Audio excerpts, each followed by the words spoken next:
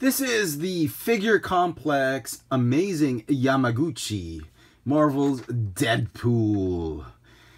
Big thanks to my good buddy Randy for actually giving me this figure as a post-Christmas present.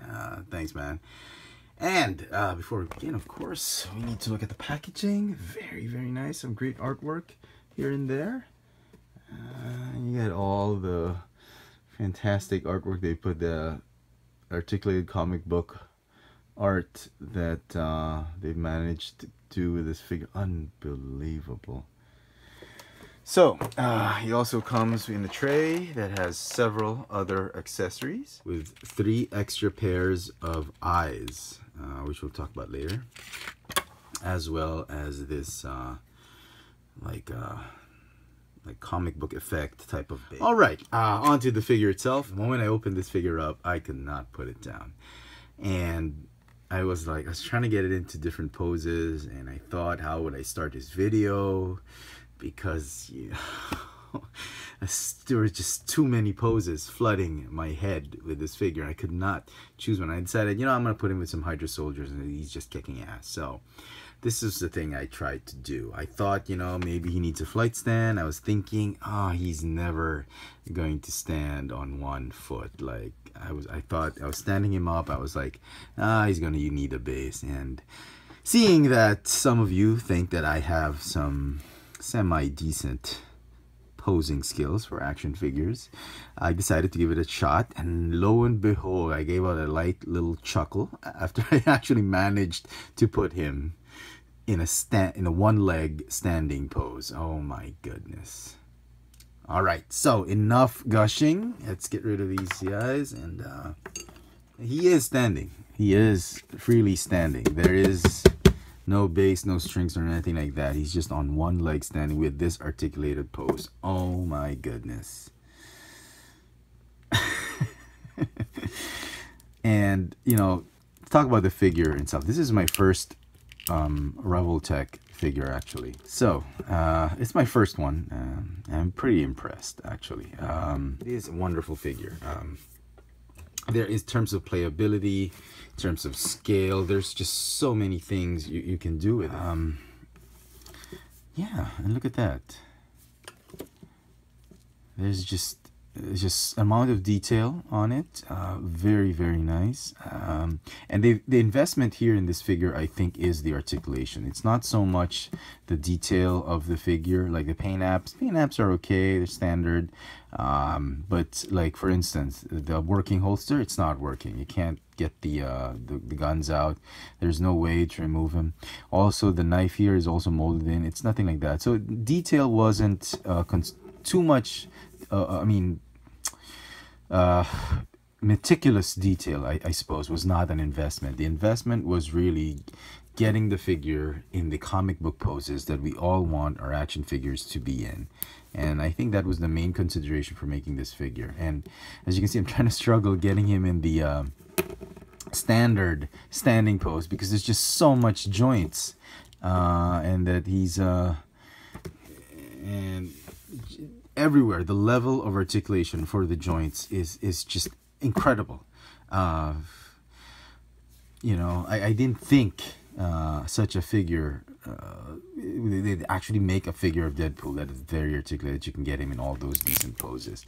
You can get him in like karate kicks and samurai slashing poses. I mean, if you love posing action figures like I do, I mean, look at this guy. You can have him kicking and all that. So yeah, investment definitely went through the whole joints and articulation process, to the point that they allowed the accessories not to hinder such a feature, all the features. Looking at the sculpt, I knew there were going to be places that were going to feel like holy, or that had a lot of gaps in them, and I thought that would be a problem. To a certain extent, it kind of is. I can see that. Also, the arms. My biggest challenge actually were for the arms, to make them look not disjointed or double jointed like that. I mean, when the standard position is this way, and you get to see all the joints present, and it can be bothersome to a certain extent, but once you get to the feel of playing with this figure, you sort of begin to ignore it. If you get in the arms, as you can see, there's a lot of gaps present, and I know it's such a wonderful figure, and just to notice those things is really insignificant to the amount of posability, playability that this figure has, and I think that's very difficult. It's very difficult to address that, seeing that they've gotten so many joints into the figure. So if at all, if I'm going to comment anything on this figure, it's those gaps created by the super articulated joints. But other than that, it's phenomenal. So yeah, let's go to the articulation before we go to the accessory. So the neck can go it can rotate on a ball joint, can go up and down and do all that stuff, can go lean left and right. There's a second neck joint here. It makes his neck look super long, but that's how he was in the comic books, I suppose. And people were complaining about how long this guy's neck was, and to me it's fine. This guy has a long neck. His upper torso is, you can like on a ball joint, you can rotate it, can go up, down, left, right. Almost broke it like that. Oh, did I just break it? Okay, what's going on there? Okay, so this one goes, oh, I see. Okay, so the waist piece is not actually a joint, it's just a movable piece.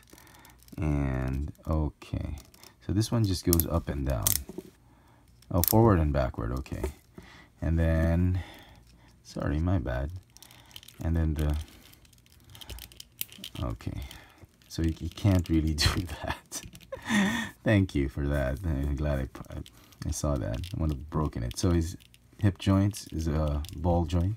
He's got a double ball jointed shoulder. So you get a ball hinge joint here, another ball hinge joint there, making it, oh no, just a hinge joint there, and this one is like a ball hinge joint. So that's pretty cool. No bicep swivel, but he has like a ball hinge elbow. So not too bad. It can go, oh, what did I just do? And I'm popping things here and there. Okay, so the elbow can go up to here, so you can like literally bring his arms his forearms very close to his bicep. Very, very nice. Okay, now the wrist joint again is a ball hinge with swivels, as you can see. It does rotate 360 and you go forward, up and down. That's also the thing I noticed about this figure. The joints love to pop off, which is fine, I suppose, because that's the added feature. So with double joints, you can do this. Really cross his arms, and you can put them all the way back like that. That's pretty cool. It just makes his shoulders like dislocated. But yeah, okay. Onto the feet, no thigh swivel, but it's just a full ball joint. Oh man, I keep popping these joints off. Even the knee pads are on a ball hinge joint. That is insane. So ball jointed knee, and it goes all the way up there because of the sculpt. You go all the way here. You can do a saiza position. Saiza is the seated position in Japanese martial arts. You can do that, or you can just do that when he's shooting, sliding. You can do that too. Very nice. The ankles, they're on a ball hinge joint as well. You go here, and he's got some toe articulation that just go up. They also go down. Interesting. I hope this thing doesn't get loose. I guess it's gonna suck. So yeah, just a ton of articulation for the figure. Put Colossus away for a while.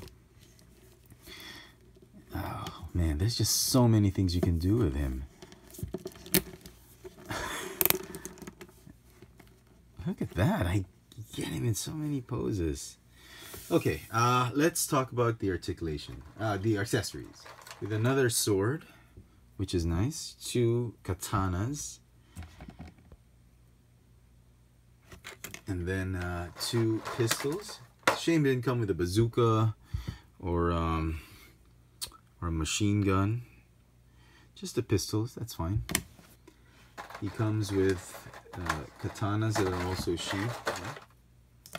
He comes also with a flight stand that, you know, I'm not gonna I'm sure a lot of you already know how this flight stand works, so I'm not gonna talk about that. I don't really put my figures in flight stands, but you get the idea. It works like a standard flight stand, so let's not talk about that.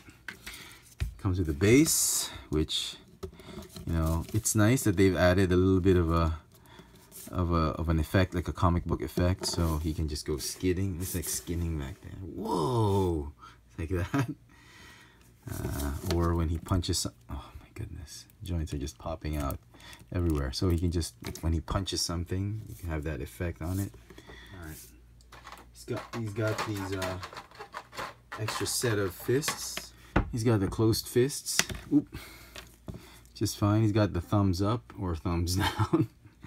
And he's got these, the open hands.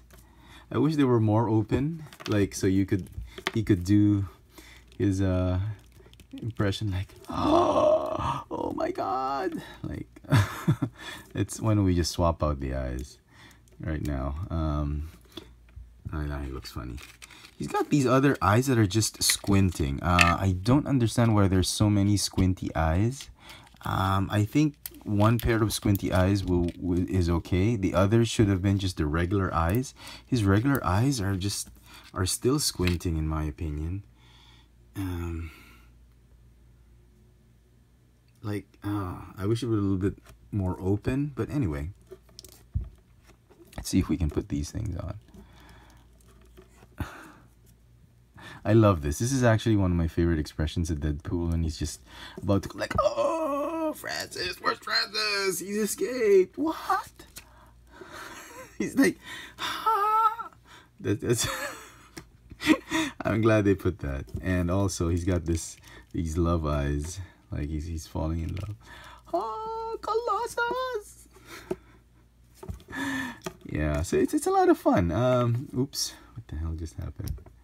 The Revel Tech joints. I don't think they're meant to just stay in place and get snapped. I think they're just, so it's a whole lot of fun. This figure is definitely one to get if you're a big Deadpool fan. I, for one, you know, it was a little bit out of my budget, so I'm really glad my buddy Randy gave it to me, and I wouldn't have gotten it. Like, I would have probably waited till the end of the year to have gotten some more money just to get him, because I have so much to spend on other Transformers, Star Wars, and other Marvel toys. But having said that, man, this is one quintessential figure to get for any Deadpool collection you might have. It's an incredible figure. It's well made. And it's a lot of fun, and I think that's where the investment is. They wanted a very fun, super articulated figure that really delivered in all aspects of posing and playing with your action figures. Great accessories. He's got extra parts on him just to give him that feel. Give him that Deadpool feel, the full experience, or the full range of expression on what a Deadpool figure should be. In terms of detail, of course, they didn't pay too much attention for the holsters and all that and whatnot, so that's not too bad. But again, as I said, the investment was really for giving that full range of articulation. So, final thoughts on this figure. Let me put in the other Deadpool figures that I might have. I think it's a great purchase, but it's a very expensive purchase. It costs a little over what you would normally pay for a leader class Transformers figure. It costs about $70 here in Manila. If you import it plus taxes and all that, you could pay up to $75–80 for the figure. It ranges from about $60 to $80 depending on where you purchase it or how you purchase it. So it's a big investment, but I'm thinking figures like this are really for the hardcore fans. So yeah, it's mostly for that.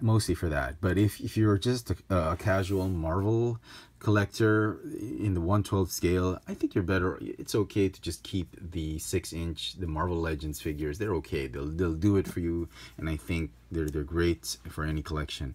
And as I said, these types of figures are just for those who are really big fans of the particular character. Kaiyodo is starting to produce several more figures in their line, like Wolverine. The pictures of the Wolverine just came out, and oh my goodness.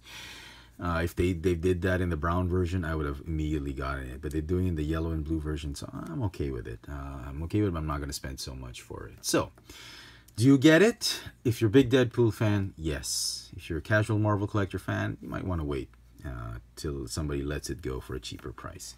But having said that, it is a first-class, A-class, fantastic Deadpool figure or Marvel figure in the 1/12 scale, and I absolutely love it. It's gonna get a 10 out of 10 for me, obviously. There you go, folks. Hope you've enjoyed this little video review. This has been the figure complex Amazing Yamaguchi Deadpool by Kaiyodo. Thanks for watching.